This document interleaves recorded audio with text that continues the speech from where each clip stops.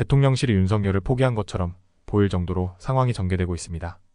공수처의 조사에서 윤석열이 해병대 수사에 직접 개입하여 위법 행위를 저질렀다는 증거가 점점 명확해지자 대통령실이 처음으로 그 과정을 인정하며 대응하기 시작했습니다. 그동안 윤석열과 대통령실은 최상병 특검에 대해 국민의 뜻을 무시하며 거부권을 행사했고 이에 대한 해명을 내놓지 않았습니다. 대통령실은 직접 수사가 진행되는 상황에서 대통령이 어떤 말을 해도 수사 가이드라인이 될 수 있다는 입장을 밝혔습니다. 최근 대통령실과 윤석열의 직접 개입 정황이 점점 드러나고 있습니다. 이종섭 전 국방장관과 윤석열이 당시 개인 통화를 했다는 사실까지 공수처가 밝혀내자 대통령실은 기존 입장을 깨고 해명에 나섰습니다. 대통령실 고위 관계자는 31일 한겨레와의 통화에서 수사권이 없는 해병대 수사단이 군사법원법에 맞지 않게 혐의자를 많이 만들었으니 바로 잡으라고 대통령이 지시한 것이 아니겠느냐며 수사단의 활동이 군사법원법 개정안에 맞지 않다고 사실상 인정했습니다. 이는 군부대 사망사고를 경찰이 수사하도록 개정된 군사법원법에도 부합하지 않는다는 입장을 스스로 드러낸 것입니다. 이 상황을 법 조항을 떠나서 바라봐도 궤변이라고 볼 수 있습니다. 해병대 수사관이 수사권 없이 혐의자를 많이 만들었다는 것이 문제라면 2명이든 8명이든 결국 문제가 되는 것은 동일합니다. 그렇다면 수사권이 없는 대통령실과 윤석열이 혐의자를 8명에서 2명으로 줄이라고 지시한 것은 군사법원법에 맞는 행동이라고 생각하는 것인지 의문입니다. 이는 정말로 이해하기 어려운 발언입니다. 또한 대통령실의 기존 입장은 경로 설정 자체를 언급하지 않았었는데 이번 발언은 조사 과정에서 윤석열의 개입 정황이 드러나자 대통령실의 입장을 바꾸는 것으로 보입니다.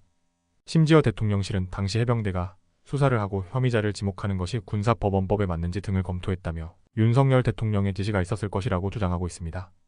이는 이전 입장과는 완전히 다르게 대통령실이 이번 사태에 대해 처음부터 면밀한 검토를 했다는 식으로 말을 바꾼 것입니다.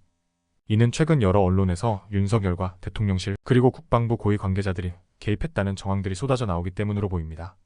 특히 동아일보의 단독 보도에 따르면 해병대 최상병 순직 사건 수사와 관련해 공수처가 군 검찰단이 경찰로부터 해병대 수사단의 조사자료 등을 회수할 때 국방부가 관여한 증거를 확보했다고 전했습니다. 이는 검찰단이 사건을 회수해갔고 국방부는 관여하지 않았다는 유재은 국방부 법무관리관 등의 주장을 뒤집을 수 있는 증거입니다. 이처럼 핵심 관계자들의 초기 증언이 뒤집히고 있는 상황입니다. 이로 인해 대통령실이 이제 와서 말을 바꾸기 시작한 것이 결과적으로는 그들 스스로에게 자충수가 될 가능성이 높아지고 있습니다.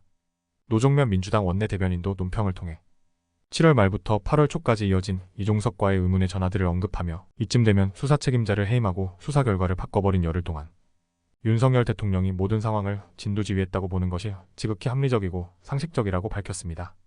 이는 국민적 정서를 대변하고 있다고 해도 과언이 아닙니다. 민주당도 이러한 상황을 놓치지 않고 공정과 상식을 되찾기 위한 정권 심판의 흐름을 적극적으로 잡아가고 있는 것으로 보입니다.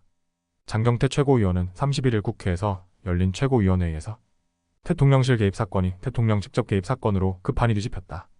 이제 해병대 특검은 윤석열 특검이 돼야 한다는 메시지를 던졌습니다. 이 말이 정말 공감될 수밖에 없는 상황입니다. 여러분들은 이번 윤석열 특검이 이번 국회에서 가장 먼저 통과되어야 한다고 생각하시나요? 이 질문은 국민의 여론과 정치적 흐름을 반영하고 있으며 윤석열 대통령의 직접 개입 의혹이 제기된 상황에서 특검이 필요하다는 주장이 힘을 얻고 있습니다. 이번 사건에 대한 철저한 조사가 필요하며 특검을 통해 공정하고 투명한 수사가 이루어져야 한다는 요구가 커지고 있습니다.